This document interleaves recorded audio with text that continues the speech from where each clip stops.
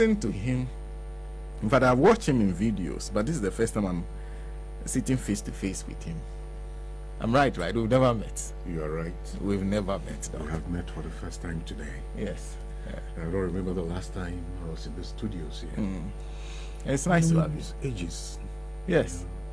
Yeah, somebody else was here who interviewed me Okay. the last time that I came here. I can't remember the name. Okay. No. It depends on the year. Until Radio Gold was made to go under. Okay. if that was if the time period is that time, then it should be Sami Asian. No, you're not so sure. No. It wasn't Sami. Was it Sami? I can't remember. Yeah.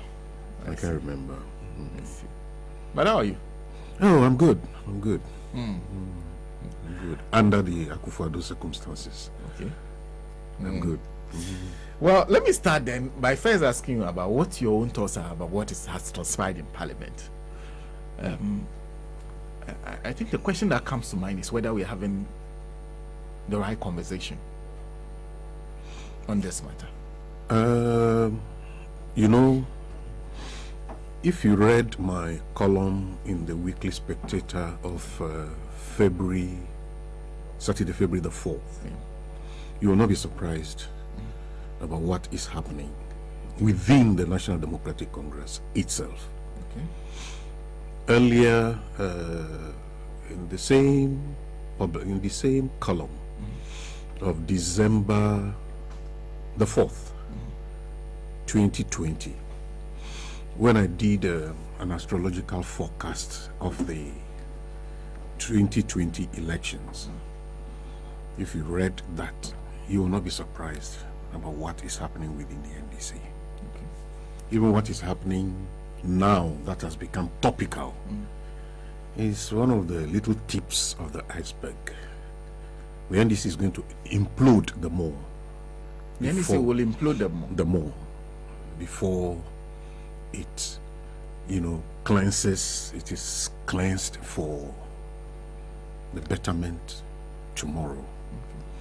Okay. Yeah, because many people don't believe these things until they begin to, manifest. Then they begin to realize that, somebody had said this. You remember what happened to the United States when the Twin Towers were, razed to the ground by Osama bin Laden's terrorists. Yeah. Then people were saying, this guy, Nostradamus, had predicted that. Okay. But a lot of people don't believe in these astrological things and all that. I have been a student of astrology, so I know some of these things.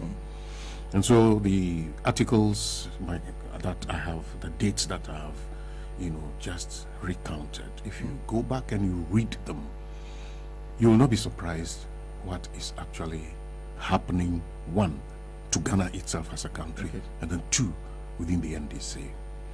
The influence of the heavenly bodies on what we do is very massive. You understand that? It's very massive. So there is this planet called Pluto. Okay. It's transiting negatively through the charts of the National Democratic Congress. Okay. And it is only going to exit in 2026. 2026. It is only in 2026 that the NDC can find itself as a solid, political organization for national development. But that doesn't mean that the NDC doesn't have the potential to win the next election. Even if they win the election, there will still be turmoils within the NDC. So for another 2 years after that election. Exactly. I mean, they can accept it or reject it. But politicians don't believe some of these things when we tell them. When I made these publications, I was expecting at least one person to call and say, "So what do we do?" Nobody has got in touch with me. Not even one person got in touch with me and said, "What are you saying?" You understand that?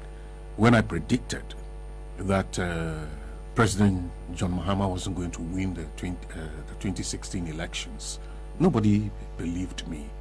You understand that? When I made the prediction, I said the Universal Energy favored an Akufo presidency. And it came to pass. The 2021, you know, I indicated that everything was going to be dependent on the referee. Okay. That's the Electoral Commission. And when certain things were done or not done, Ghana was going to be in turmoil.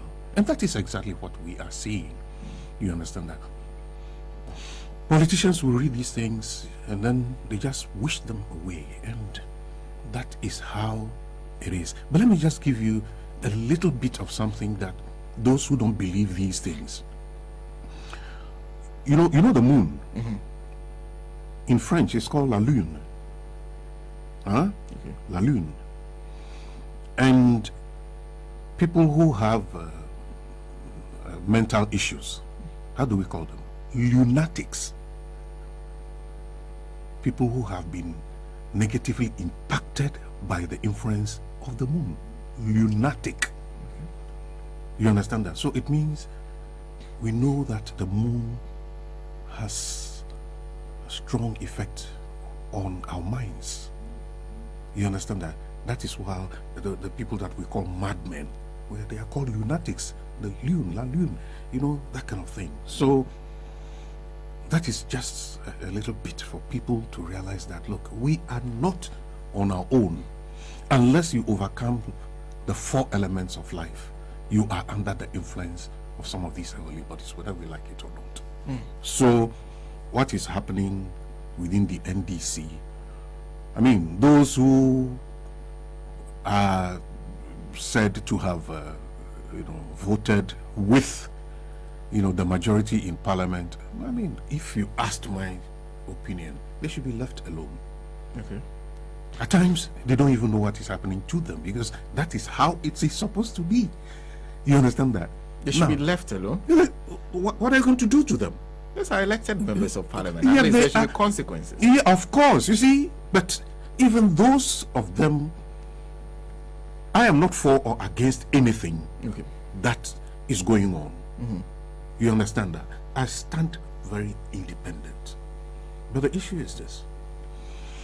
When we are going in for general elections to elect our lawmakers, the Electoral Commission does not allow us to go to the polling booth with mobile phones to go and take pictures of who we voted for, to go and tell the MP I voted for you. So having elected these people into parliament, and they are going to vote, it's going to be a secret ballot. You understand that? It's by secret ballot. So if you go into that secrecy to go and photograph your vote and make it public, it's not secret anymore. You understand? So what would they want to achieve if you, the lawmakers, would not let people who go to cast ballots at elections to photograph or to take pictures of their choice? Why do you do that in parliament? What are you telling the electorate out there? This is the angle I am seeing this thing from. You understand that?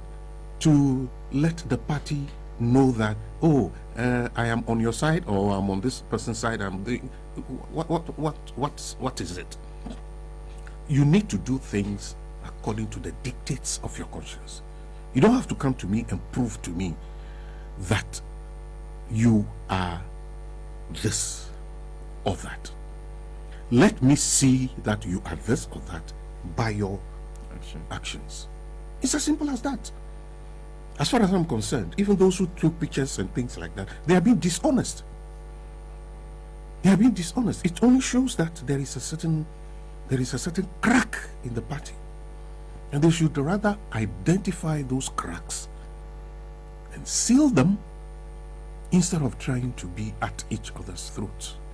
It will not even, you see, because at the end of the day, everybody in the grassroots of the party is agitated by this. So people are talking from cross purposes. You understand that? Very soon you're going to see members of the same party in the legislature who will see one another and walk past one another because they have become enemies of a sort. You understand that? Let us, what is going on? Let them sit down jaw and talk and let, reason prevail. But do you understand? But somehow, I'm sure you appreciate the anger of the average party member, and also there are some Ghanaians who also believe that this was a golden opportunity that was missed. Oh yes, you see, that's why I'm saying that. Look, the things that you see, the forces that are making the NDC implode are not resting. That is the point I'm making. You understand what I'm saying? If you want to look at it from the mundane perspective, yes, you understand that. Listen, the population of Germany is over 80 million, right? And they have less than 20 ministers. Ghana, we are 31. And we have almost close to 100 million. There were more than 100. Yeah. And the president pruned the number down because of complaints and agitations and all that kind of thing. Yeah. A population of only 31 million. Why? You understand that? And sadly, we have a president who doesn't listen to anybody. Who doesn't listen to... I wonder if he even listens to himself. You understand that? Because you see, as a human being, before you listen to yourself, you need to listen to the external voices before you even listen to yourself. Okay. So if you don't listen to the external voices, you are likely, not going to even listen to yourself. So you do things, you see, and what I have noticed is that we have a government that is behaving like this bird, a confirmed guinea fowl. You understand that? Guinea fowls, wherever they feel like laying eggs, that's where they drop the egg, and then they move on. You understand? When it occurs to them, they drop it, and they don't care what the reaction, will be. Yes, it is true. Now, so if the NDC as a party,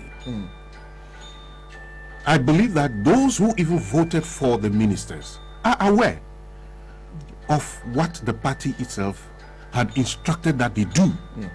Doc, I think I'll give you a moment to attend to. I don't know whether it's your phone. No, it's not my phone. Okay. Then I don't know where this is coming from. Yeah, so let's address it. Let's deal with that noise. Then we'll be coming from. Initially, I thought it was Doc's phone. No. Well, I apologize. That's not it. No, that's it's okay. Yeah, that's all not right. it. Okay. Doc, so we're making a point. That, you see, I was saying that the members of parliament on the NDC side who voted for these ministers, they knew what the party had, asked them to do. Why didn't they do it? Why didn't they do it? The point is this. When there was the change of leadership on the minority side, there was a lot of hoopla, even within their ranks. The question I ask is this: has whatever erupted after those changes, has it been resolved properly to the understanding of everybody else? This is it. You see, because we as human beings, we are not easily amenable to change. So in a situation where you would want to effect certain changes, there is the need for you to first do a lot of groundwork. That we want to do this. We want to do it for X, Y, Z reasons. So the people know what is coming. You might not necessarily tell them that we are going to appoint this person, that person. You just tell the old team that there is the need to bring in, new people or that kind of thing. Work that out first. I don't know whether it was properly done.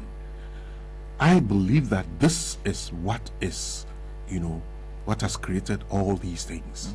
And more of such things are going to come. I hear people say, look, the NDC and the NPP, they are all the same. Whether they are this, they are that, they are all the same. They are all the same Ghanaian politicians. They are all the same people and all. It's all the same that is happening. And you see, Well, there is also the need when you want to take certain decisions and act on them. You think of the bigger picture. Okay. What is in the interests of Ghana? Here is a situation where members, about 80 members of the ruling NPP, held a press conference and told the president, drop your finance minister. You know, drop your finance minister. What did the president say? He said, well, it was his company that financed his electoral process. That's why he appointed him. When the agitation continued, he said, when the finance minister completes the IMF negotiations, then he would go. The negotiations have not been completed. So it means there is no reason for the finance minister to go. When ministers resigned because they want to become, you know, flag bearers of your party, all you needed to do was either elevate the deputies to that position and leave it there, or you give the responsibility to other ministers and let the deputies hold the fort and all that kind of thing. Which he has done. You understand that? But he has appointed new, you know, ministers, thereby even increasing the number instead of decreasing. You understand that? Whatever goes on the floor of parliament that we capture, to me, it's not the news. What they don't do in front of the cameras, to me, that's the news. That is the news. You understand that? The horse trading that goes on behind the scene are not done, you know, in the presence of cameras and microphones. You understand that? They know it. I think you can even feel snippets of that in your chat with Suhini. Yes. You understand that? A lot of horse trading goes on behind the scene. Who knows? You understand what I'm saying? A lot of them are trying as much as possible to be re-elected to parliament. Yeah. They may not have money. Money could change hands so that they can prosecute their re-election agenda. Yeah. It's possible. It's a human institution. You understand that? So when all these things happen, you know, it's my good friend Jerry Rawlings who comes to mind when he said that this multi-party democracy is too expensive and it breeds corruption. Expensive and breeds corruption. Corruption, yes. That was the opinion of our president. Right? Yes. You understand that? He says some of these things openly. Yeah. Yes, that this multi-party Western democracy is too expensive. He said it openly. You understand that? So some of these things, once we have decided to go on this tangent, some of these things are likely to happen. You understand that? But you see, whipping, you know, the point also is, you see, there are times you want to, you know, sympathize with the political party that you belong to, but you need to look at the fact that, does it mean that when you are a member of a political party, you don't have a mind of your own? That is what we need to look at. The fact that, yes, I belong to a political party, does that mean I must be teleguarded by the party at every given time? Is that how we are supposed to operate? You understand that? So let us give the people the chance to defend themselves. If we are able to identify them, why did you do this? Let them defend themselves. You understand that? I have heard people call that, look, those who betrayed the party, you know, they should be voted out, you know, at the Congress, and then new faces come up and all that kind of thing. Well, that one is over to the political class to work on.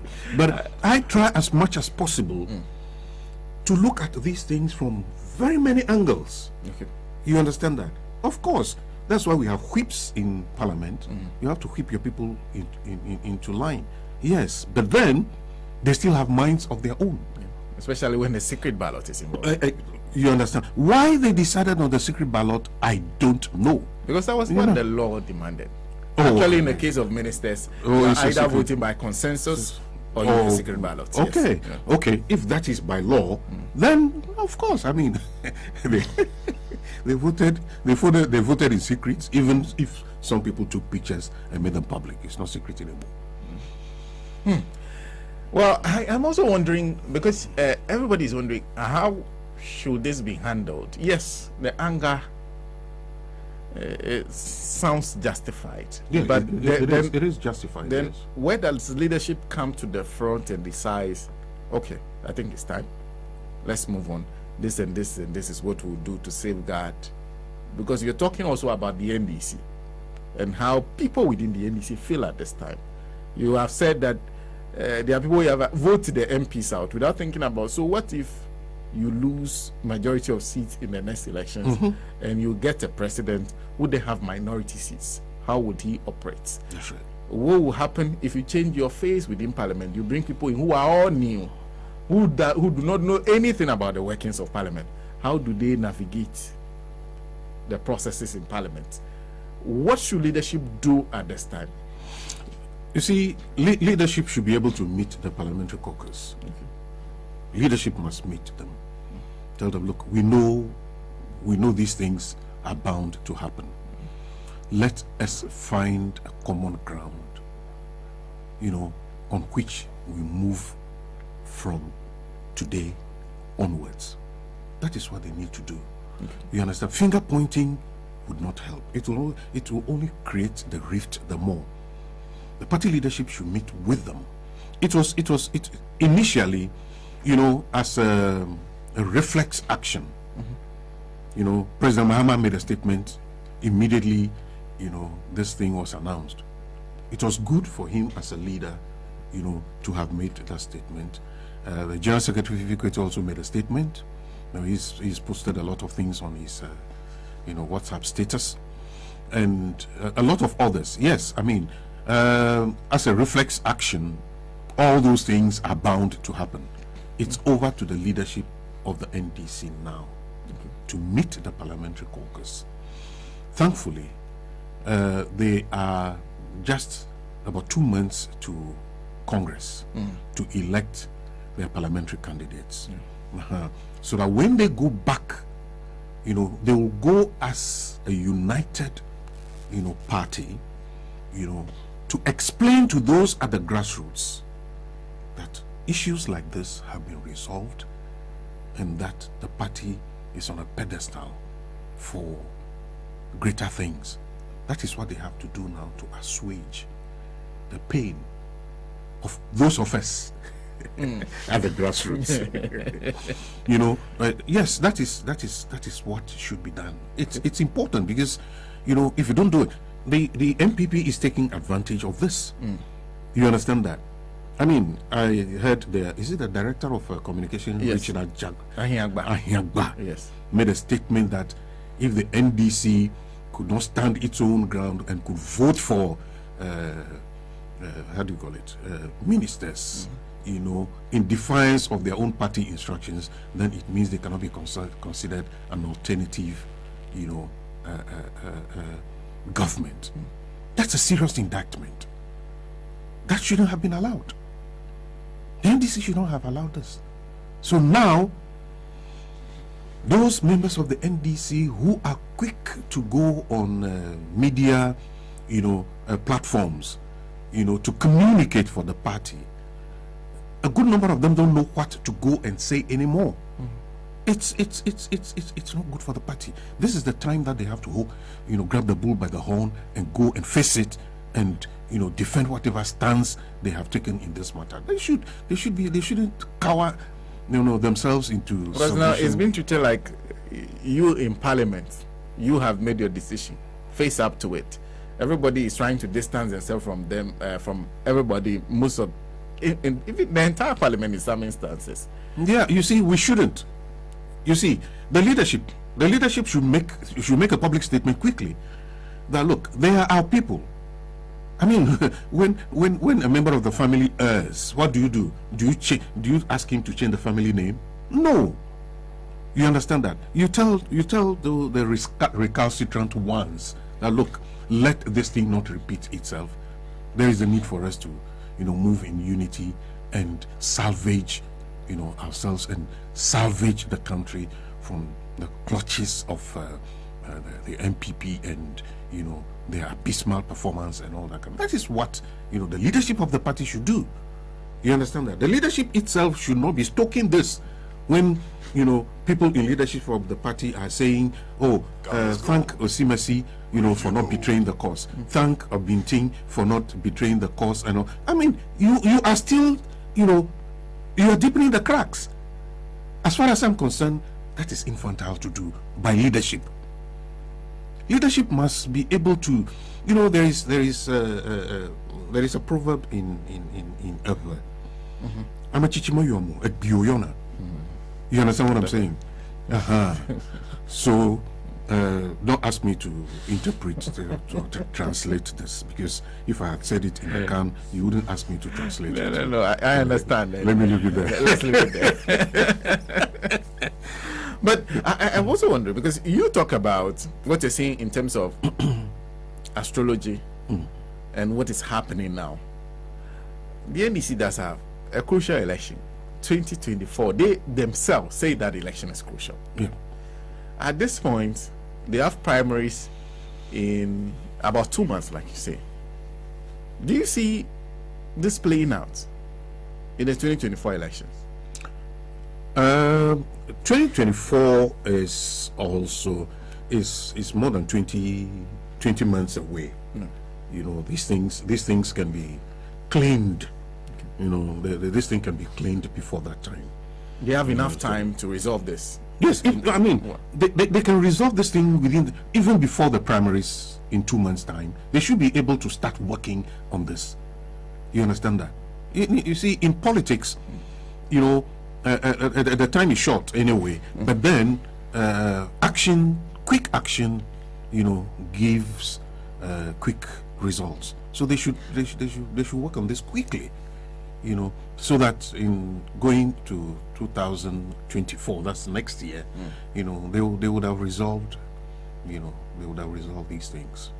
But Doc, I had a conversation with Dr. Toniedu yesterday, who was of the opinion that these things are one too many. Like, this thing has happened over and over again. In fact, for the 2 times when they've had opportunity to deal with ministers, he says they failed. So something needs to be done. Somebody needs to be held to book. You agree? Yes. You see, because whoever needs to be booked in this case must first be identified. Okay. The person must first be identified. I would say, look, this thing. Yes, what Toniedu said, Dr. Toniedu said, is very correct. You understand that? There is the need. There must be enough. But then you have to identify why it is so and tackle it. Okay. You understand that? If you just say it and you leave it in the air, who is going to tackle it? So it is over to the leadership of the party to act. It is not. You see, now the leadership of parliament, will not be able to handle this on their own. It must be handled by the party executive, because they are there on the party's ticket. You understand that? Now, the new leadership of the NDC caucus in Parliament, Dr. Atu Forsen. You understand that? The other members of Parliament will see him as just their colleague. But when the party structure itself is brought to bear, now look, let us get this thing sorted out, then people will sit up and listen.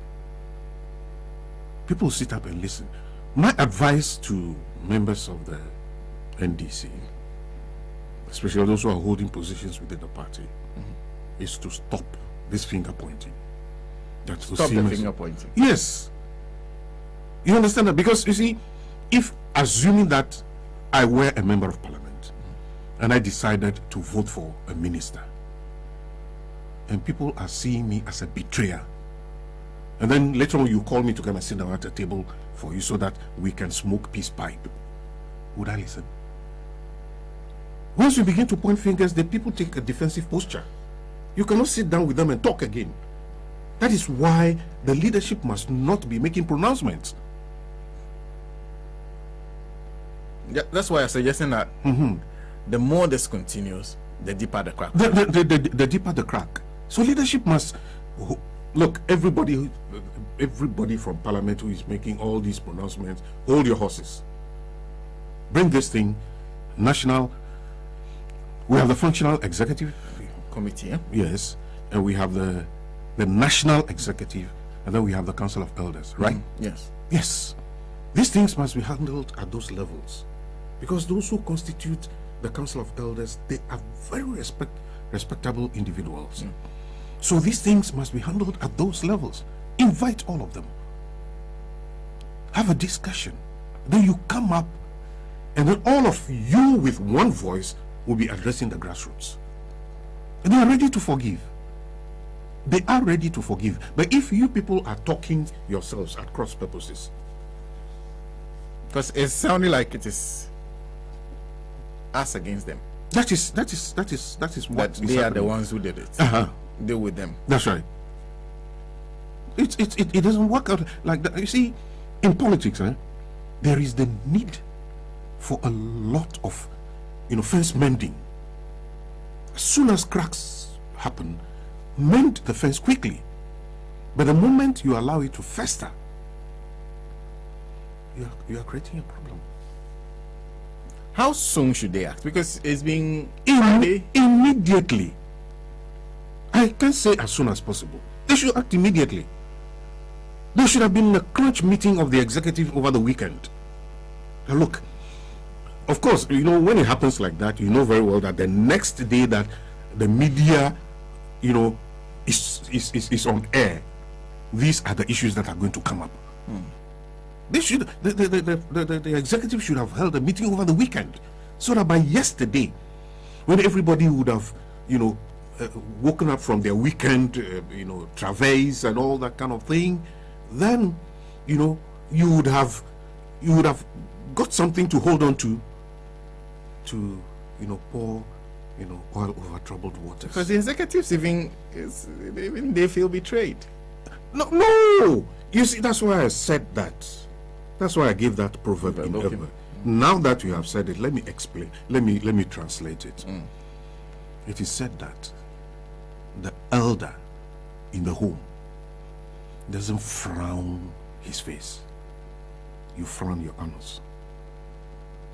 Because your anus is down there. If you frown it, nobody sees it. But if you frown your face, people take advantage. They know where your weakness is, and then they harp on it. So that's why I said that those in leadership should not have been making the statements they are making, because they are deepening the problem. So now, if you are saying, if you are congratulating A for not betraying the cause, and you haven't congratulated B for betraying the cause, and you want the two of them to come and meet you for a resolution of this, you are already a biased referee. That's why the leadership should not have been making the statements they're making. I don't know if I'm making sense. Yes, no. Well, taking us to 60 minutes past 9. Thank you very much for sticking and stay with us on a Gold Morning Conversation, where today we are talking to Dr.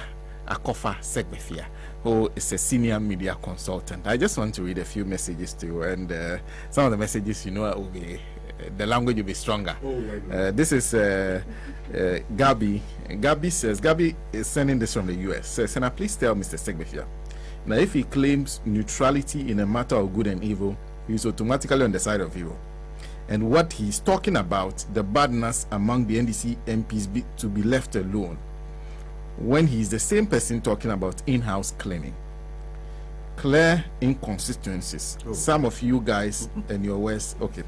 That is so clarify that just for Gabi, because you're talking about, he says you're talking about in-house cleaning, you're also saying leave them alone. How do you reconcile that? No, you see, when I said they should be left alone, it's the finger pointing I was referring to. Okay.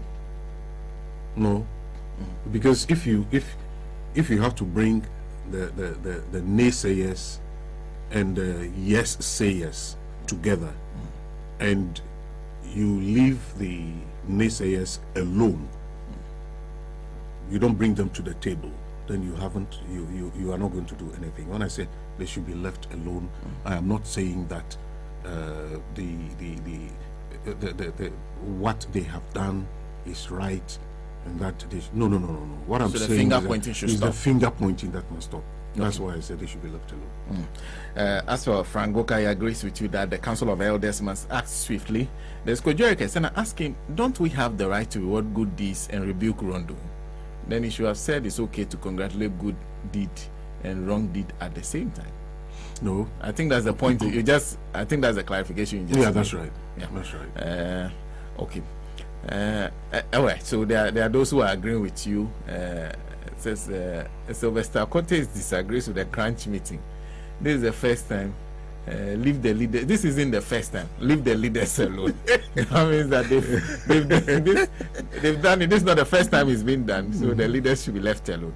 That's Silver Kote. Well, what do you say those who are feeling that first time the leaders acted, they calmed the members down. Second time they did the same. Then you're going to do it again. At this point, why do we blame? Why would we be looking up to the leaders and be asking questions of them? No, you see, because it's the music. No, you see, if the leaders don't act, what is going to happen is that the rifts can never be resolved. That's it. That is why we have leadership. The leadership must be able to bring, sanity to prevail in the NDC's parliamentary caucus. Okay. Yes. We cannot leave the leaders alone. They are the ones who are supposed to give directions. Of course, they give directions. Some recalcitrant ones, defied the directions, and as a result, this is what is happening. But it goes back to the leadership to rein them in. Yes, that is what should be done. There's Israel Bruce who says, how can the NDC party continue to pamper evil MPs? He even calls them evil. They should rather be identified and vote them out. Period. He says this kind of conversation amounts to pampering. I don't know what to make of that word, pampering. That's why I'm saying that. Look, whatever you see, leadership should call this, each and every one of them. Say, what is each person's concern? What is their worry? What is it that is happening? You understand that? Let them come. Let them talk freely. They are not supposed to talk to the public. They should talk to leadership. So leadership will be able to identify where the problems are and help resolve them. That is what should be done. Yeah. Well, I'll be going through a few more messages, but then I think then you said something. Okay, so I'm also wondering, for a lot of people, the chances of the NDC in 2024 are very bright. Very bright, yes. Just based on the performance of the current government, that nobody would like to vote to keep the same party in power after what we have seen. You need to start on a fresh note. That is why you cannot stab yourself in the foot. You believe that holding on to this for longer than they should will be deepening cracks that would basically take away those chances? Yes. So that's why I'm saying that the leadership must act with dispatch. But there are those who say, yes, bright chances, but those bright chances are also dependent on the kind of alternative you're presenting. This makes it look like an alternative that is just looking like the same. What we have here. These are people who can agree and sit down with the people who we want to get out and make decisions that are not Senna, in favor of. You see, if the NDC itself can identify those people, the NDC, you see, there are many ways of killing a cat, isn't it? Yeah. So the NDC could decide, well, you are one of the people who will not toe the line. We will not support you in your bid for re-election. Okay. You understand that? There are times you need to crack the whip. I agree with that. You understand that? If once you truly identify the people, and you can tell them, we can't support your candidature, Okay. then the people have to advise themselves, so that they don't even waste the little money they have to go and vie for re-election as parliamentary candidates, and then other people emerge. The party can do it. Party withdraws people. Parties can withdraw people. Yeah. We will not support you, and that is all there is to it. You understand that? When persuasion fails, what is applied? Force. That's it. It's in every human institution. You see the point? In every human institution, these things do happen. Okay. You know. But what you're asking for, I guess, is tact. Is what? Tact. Yes, of course, yes. You know, Well, when the tact fails, you crack the whip. It's as simple as that. I'll come back to the NDC, but let's go back to their chances, and then let's talk about the government currently. I've heard you speak about this government in some other interviews that I've watched, some I've listened to. I'll ask you once again. At this point, 6 years, this is the 7th year of the administration. Yeah. What do you think? What's your assessment? It's on the scale on the scale of 1 to 10. I 3 will be, even 3 will be an excellent assessment. On the scale of 1 to 10, I won't give them 3. 3 will be an excellent. If I give them 3, that's an excellent assessment. But that's a low mark. You see, listen. When Nana Addo Dankwa Akufo-Addo was seeking our mandate for election, the promises.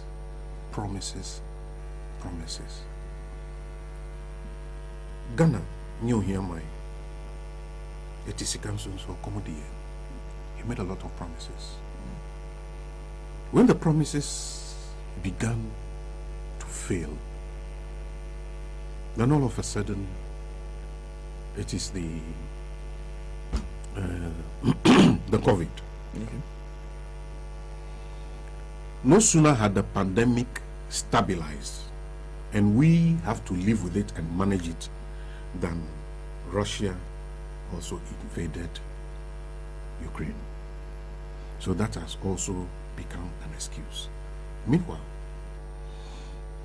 President Akufo-Addo has doubted his government's management of the COVID crisis and claimed they have handled it even better than the advanced countries. If you have handled the COVID situation better than the advanced countries, then the COVID equation must be eliminated. Okay. It should not be part of the narrative at all anymore. Okay. It should not be the part of the narrative. If you've It's handled gone. the COVID well, Better- you've managed it well. Better than the US, Italy, all those European countries. That's what he said. Then it shouldn't be part of the narrative anymore at all. Yes. The international community also referred to the war in Ukraine, blah, blah, blah, blah, blah, blah, blah. You know, as having a telling effect on the world economy. Okay. We agree with that. But the question is this. How have our neighbors, let's not even go to the advanced countries, how have our neighbors managed their economies in spite of Ukraine? Okay. How have they managed? The Bretton Woods institution are always downgrading this country.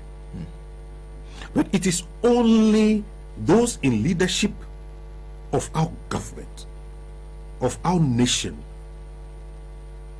who see progress, and the rest of us are having to bite our nails to feed our families, are having to virtually reduce, our, depleted expenditures to be able to live day in, day out. They are the only people who are seeing progress. How? For the first time in the history of this country,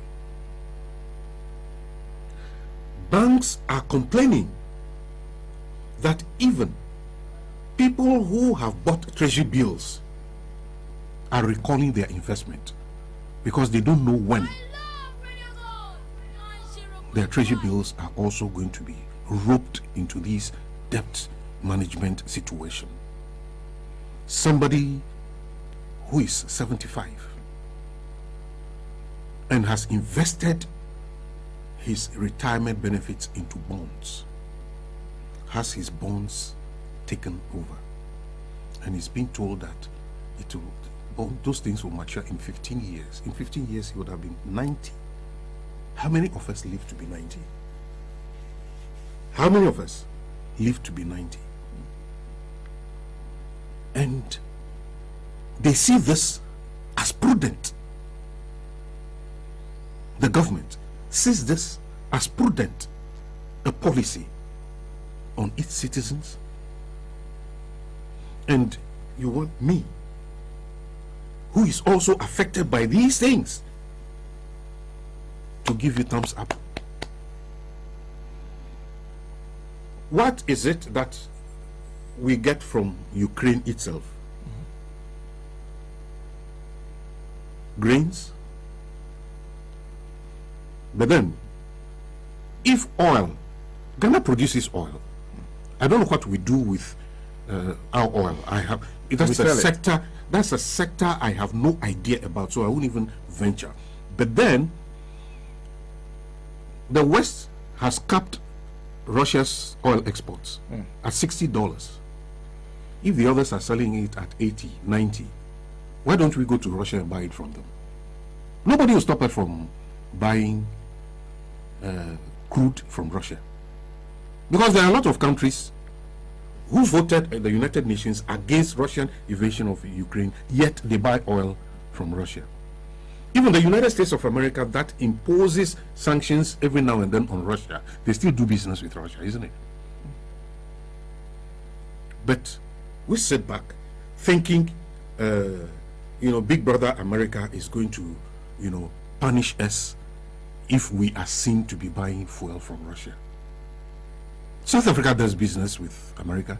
That's one of America's biggest trading partners on the African continent. They are even conducting military drills with Russia and China as we speak.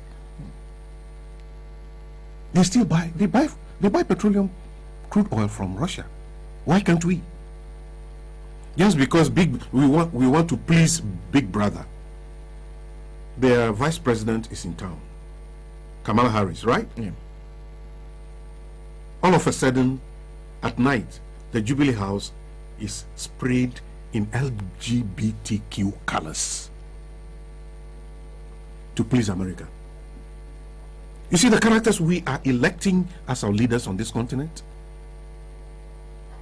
They want to pander to the whims of foreign countries when we must have our own homegrown solution to our own problems. You want to talk about geopolitics? At the end of the day, what America comes, I think graphic headline is saying that there is the need for Ghana's debt to be. Kamala Harris was saying something about that. Do we owe the United States itself any money? If we owe the United States, if she is going to say that, then she should order her country to cancel our debts to them. If we owe America itself as what's the headline? U.S. pushes for Ghana's debt reduction. Ghana's debt reduction. Does Ghana owe the United States? If we owe United States, they should forgive us our debts. You understand what I'm saying? So we are in a country when Nana Akufo-Addo said when he came he was going to reduce the price of fuel. The price of fuel skyrocketed. And when the economies of scale started changing, then the price reduced from 20 something to 14. They are praising themselves for having reduced it from where to where. Where was it when they took over? And you expect me to clap that you have achieved something? We are in a situation where everybody is complaining. They are the only, maybe that's why I'm saying that I don't know who they listen to. Do they hear the cries of the ordinary Ghanaian? Do they hear the cries of the ordinary Ghanaian? To the extent that Ghanaians, for the first time in our political history, the president goes to an event and people hoot at him. He started from the Independence Square, Black Star Square, right? Then he went to Kumasi. They hooted at him. Then he came to Achima Crosso. They hooted at him. His vice president, his vice, Baumia, went to Hogbachuchu at Anglonga. People hooted at him. And that doesn't send a signal that the people are not happy with the way things are going. If that is not signal enough, what else are they expecting? So now, are they going to mount political platforms to want to break their eight, as they keep on saying, without people hooting at them? This hooting, Bomoho as I call it, is going to be the new phenomenon in our political discourse. Hooting? Yes. New phenomenon? Yes. Yes. I learned Dr. Baumia was hooted at in Kumasi recently. I haven't figured that one out yet. You understand that? Then we continue to go on the tangent of, celebrating independence. Poor school children. We line them up under the scorching tropical sun to go and march. Sinner, I have never marched. You have never marched? No. You see, things that happened to me personally as a child are things I never forget. I remember when I was in Qatar. Roads didn't have asphalt in those days. We used tar, black tar. And we didn't put on shoes back in the day. Then they would say either Kwame Nkrumah was coming or Komlak Belibedema, one of them was coming. And then school children will line up with miniature Ghana flags on the tarred road under the sun. The tar was burning the soles of our feet. And I told myself, me, I'll never be a part of any of these things. So when finally I happened to go to my hometown, Anyako, for schooling, then I saw musical instruments, and I rather joined the band. I would play the band for others to march. I wouldn't march. So when I even became a teacher, I ensured that I never put my children or my students into any marching group. Because me, myself, when it came, at times they would draft us to go and, back in primary school, to go and rehearse the marching. When people threw their left arm, I threw my right. So I was always, an opposite person. So they would pull me out. That's how I didn't. Today, we are still doing that. How shall we celebrate our Independence Day? There is the need. Every village, every hamlet in this country, they have what I call not community centers. There are places in the various villages where the villagers gather. If we have community centers in the peri-urban areas, fair enough. Every town, then let the Odikro, the town chiefs, and everybody gather on Independence Day. There are retired soldiers from every village in this country. There are retired police officers. There are retired teachers. There are retired headmasters. Let we gather the people on that day as a social gathering, so that these experienced and retired people can educate the youth on Ghana's fight for independence. Why we got our independence, how we fought the colonial masters so that we can be on our own. Then we instill the virtue of patriotism in the children.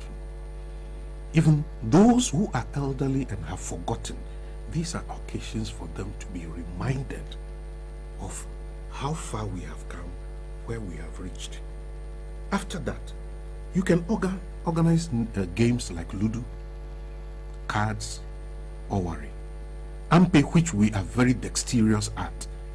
Games that are, good for our own local people. On the day, the chiefs of the village can organize maybe communal labor, raise a few coins, and the winner can be given, the team can be given some malt to drink, whatever. Instead of a state-sponsored program of people going to march, and then people are supposed to sit back at home and watch it on television and all that kind of,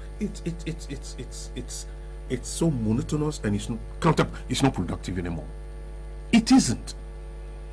This is the way I believe we should do it, so that we can commemorate the day in our own so that everybody will be a part. Not a handful of people, congregate on the Adaklu Park and it's beamed on television when the people have no relationship with what is going on. Let us involve people. In Accra, for example, we have sub-metros and all that kind of thing. We can organize those things in our sub-metros, in our, I think we have not electoral areas. There are some names for the various communities where people can organize themselves and do things. We have opinion leaders all over the place. I'm considered an opinion leader. I don't know where they see the leadership quality in me anyway, where people come to me for advice and all that kind of thing. We can organize that so that we, on the state level, all we do is we advise, we get the media houses to identify the patriotic songs. I remember during the Achampong era, when GBC was the only, station in the country at that time. We will wake up in the morning with patriotic songs after the national anthem is played. Patriotic songs. We can get all those things are in the archives. We can get all the media houses to have it. We have the television. We have the visuals of our independence struggle. You play those things for people to, watch in their community centers and all that, so they know where we have come from and how we have got here, and the stage is set for them to take over from us. But to go marching every now and then, I mean, it doesn't make sense. The president decides, okay, let's go to hold, and he wants to be visible, to go and stand for how many hours when the people are marching past. That is his prerogative. But this is not the way to go. What are we celebrating? The Ghana that is almost on its knees. The IMF bailout has not come. Though we have been told that if we don't have this money from these $3 billion from the IMF, we are done for. As we are talking, March is inching close to an end. The money has not come. So what does that mean for this country? And the IMF, you will not go cap in hand and then they drop the money in the cap for you. There are conditionalities. We are hard put to even meet the conditionalities. Having said that, we started screaming. The presidential convoy, minimum 50 cars. I hear there is a particular V8 that has been dedicated to a chair that the president goes to sit on. Why? This wastage. We have said it over and over again. You see other heads of state, when they are, apart from the president of the United States of America, you hardly see any other country where it's only in Africa that this profligate, public appearance is the norm rather than the exception. Why should it be so? No, I personally, I am not enthused with the Ghana that We have now. We have now. I am not enthused at all. Is that to say you were one of those who expected a lot of this president? Say again? You expected the president to have performed better? But he himself gave the promises. He made the promises. I didn't put the promises in his mind or in his mouth. Look at all the things that he said. Agenda 111. Just they should show me one hospital they have built and completed. The Nigerian hospital still. They're showing pictures that they say means they are on course. It's work in progress. Oh, I see. You have seen the pictures. I have On seen the- some pictures on the On the Facebook pages. on the 111 health facilities. No, I've seen a picture. Okay. Yeah, I've seen a picture of one building. Okay. Yeah. But you have not personally verified. I've never seen it. I see. I've not been able to verify. Just one. Yeah. Okay. If it is 1 out of 101, and he has been in power for the past 6 years, right? Yes. Yes. 7th year. In his 7th year He now. is in the 7th year, Yeah. and Ghana is rather retrogressing. Maybe they are seeing it as progress. I believe that if we are honest, you see, I have friends in the NDC. I have friends in the MPP. I have chats with them. Some look, what my friends in the NDC say is not very different from what my friends in the MPP say about this government. Really? Yes. MPP members. Yes. The verdict is not different. It's not different from both sides. And what is the verdict? When they talk to you, when they talk to me personally, the lamentations are the same. The lamentations, the MPP people tell me my people have really disappointed me. They keep saying it. I can't mention names. They keep telling me. And some are members of parliament. One of my friends. We chat. I tell them, look.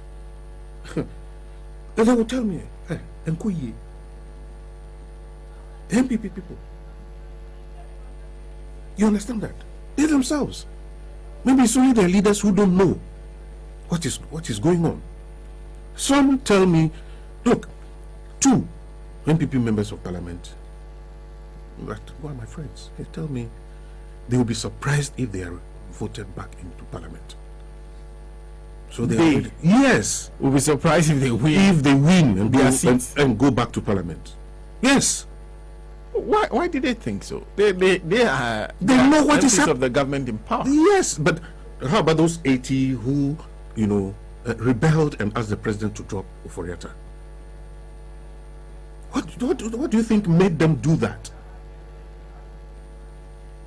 They know their seats are shaky because it's going to affect them. They know it. What did Alan Chemati, who is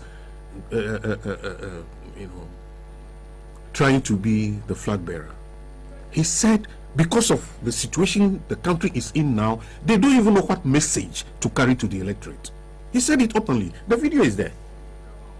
So if a potential presidential candidate of the NPP makes such a statement, he did not say it behind closed doors. His voice, the video is there. Unless someone wants to tell me it's doctored. We have a lot of doctors, so you understand that.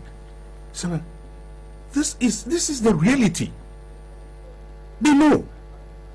Maybe it is only their leaders who don't know. Or maybe they know and they are in denial.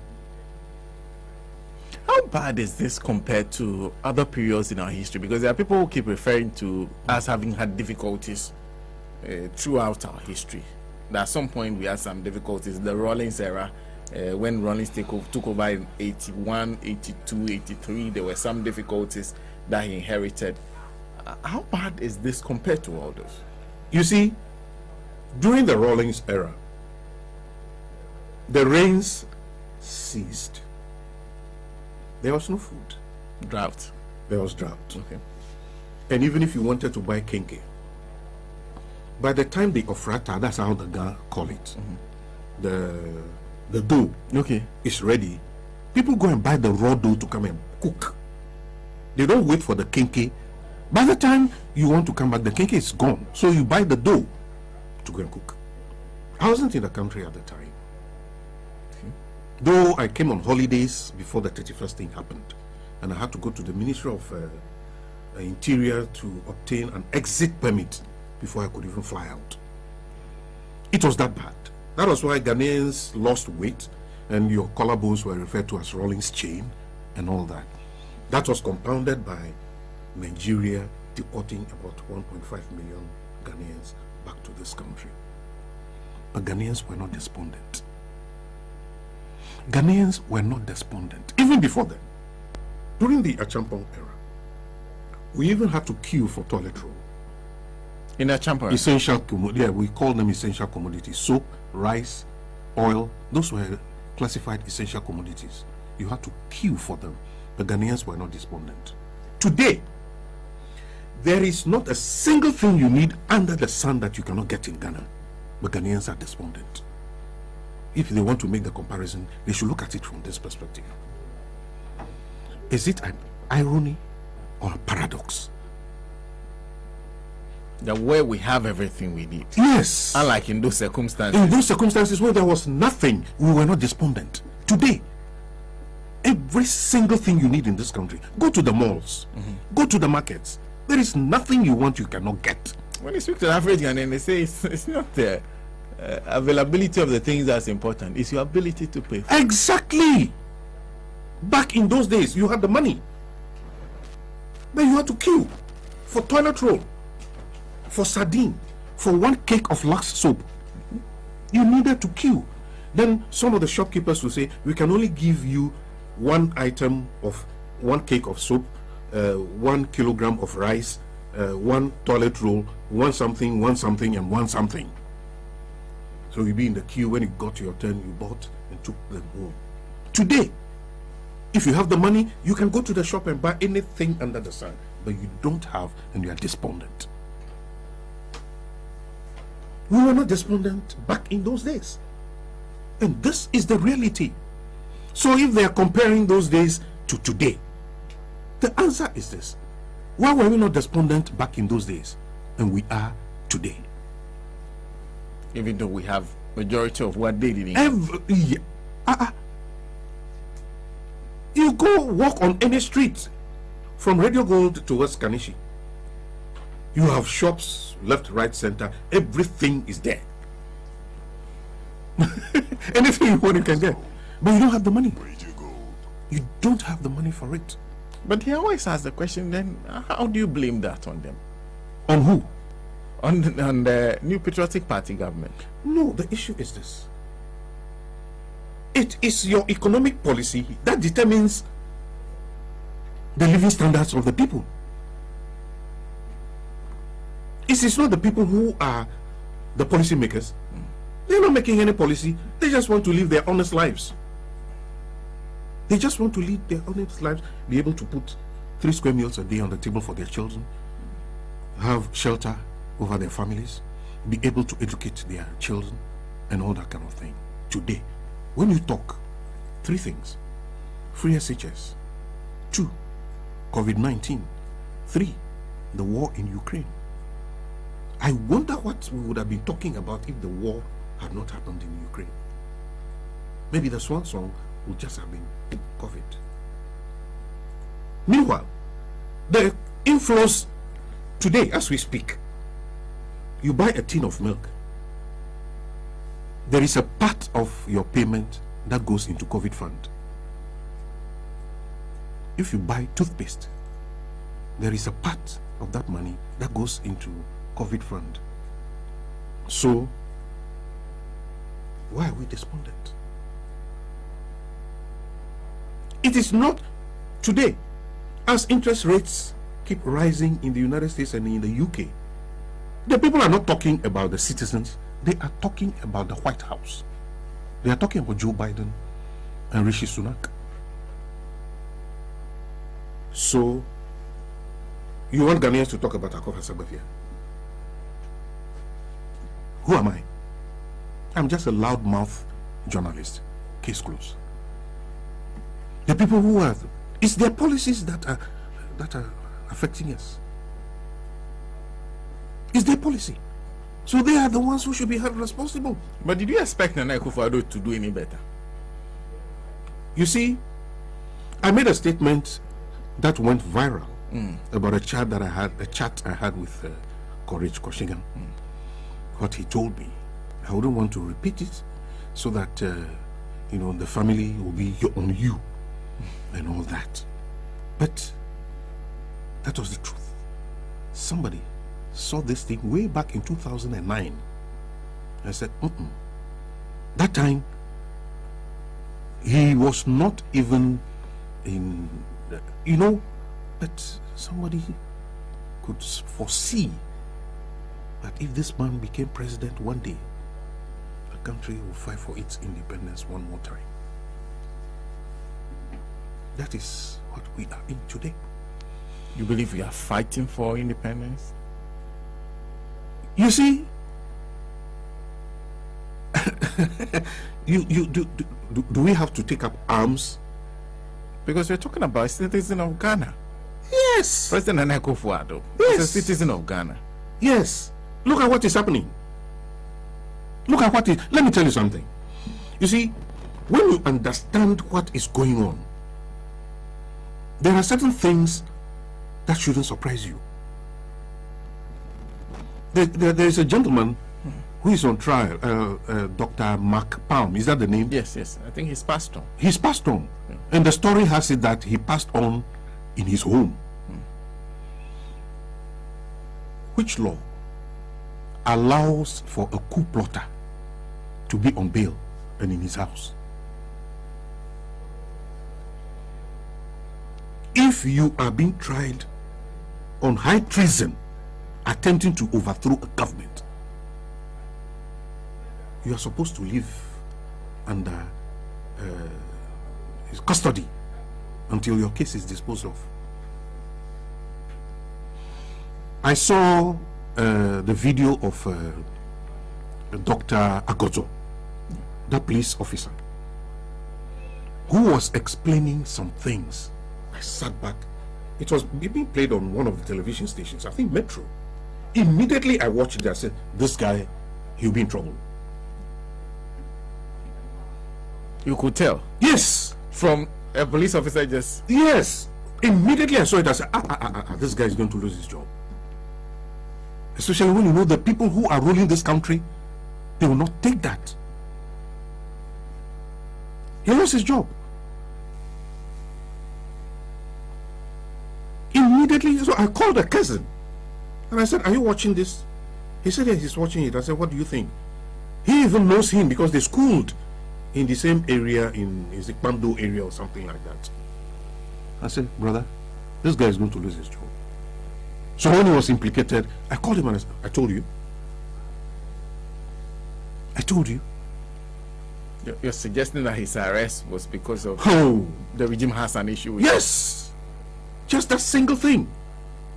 Just like Colonel Muammar Gaddafi, when he went to the United States to address the UN and tore the charter into shreds. I called a friend of mine who works with the VOA and I said, that guy is dead. Not long after Gaddafi was killed. There are some things, you see, in politics is such that as a media practitioner, I keep saying that it is not what the politician says that is the news. It is what they don't say. That is the news. So when the politicians are on platform talking, none of them excites me. It is what? Look, I have a great deal of respect for a lot of people in the MPP. I can mention some of them at my fingertips. But you see, they have failed the nation and failed their own people as well. Not only Ghana, they have failed their own people. Listen, look at what we are going through. All their concentration is on breaking the eight. as if that is what is going to save this country. No, I try as much as possible to be apolitical. That is why I have friends all over. You know, my landlord is the leader of a political party. I have a very good relationship with him. You understand what I'm saying? But he knows that this man, I have a mind of my own. I say it as I think it should be said. I don't mind whose ox is God. Because if it were, listen, for example, my good friend, President John Mahama, is wanting to come back. Fantastic. He has my support because he has every constitutional right to work. You see, the behavior of this government has rather lifted the integrity, the image of John Mahama as somebody who is a doer. The visible E-block schools that these people came and neglected, and some of them have grown with weeds.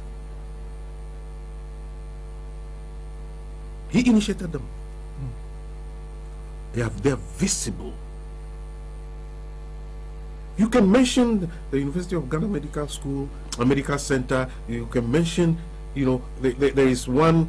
Is it military something? There is being constructed in Ashanti region. Afari Military Hospital. Yeah. Exactly. All those things, they are visible. You can see the Dodowa place. The things are visible. Doc, unfortunately, I have to bring this to a close. Let me conclude then by asking you: do you think the NDC is the best alternative in this situation? Yeah. Oh, why not? Why not? Why not? Why not? I think an NDC administration will be far better than the Akufo-Addo administration, not the NPPA administration. Okay. Because Nana Akufo-Addo has so much stronghold even on the NPP. You remember when he was flag bearer, the issue of their national chairman, their general secretary, and all that kind of thing, just because the vindictive nature in the person who would not brook any dissent or opposition and all that. The NDC is not like that. You understand that? The NDC would not be afraid of any individual in the party, to the extent that if that person speaks, and you want to dissent, then people behind the scene come after you. I have not seen that within the NDC. I haven't seen it. If it is, maybe it is very silent. It's not pregnant for me to see. Okay. But that of Nana Akufo-Addo is known. At least a better climate, a political climate if they win. Doc, thank you. You're welcome. Thank you. I think we should do this again. Dr. Akofa Segbefia, I never realized you were so close to me. Doesn't live too far from here. He's a senior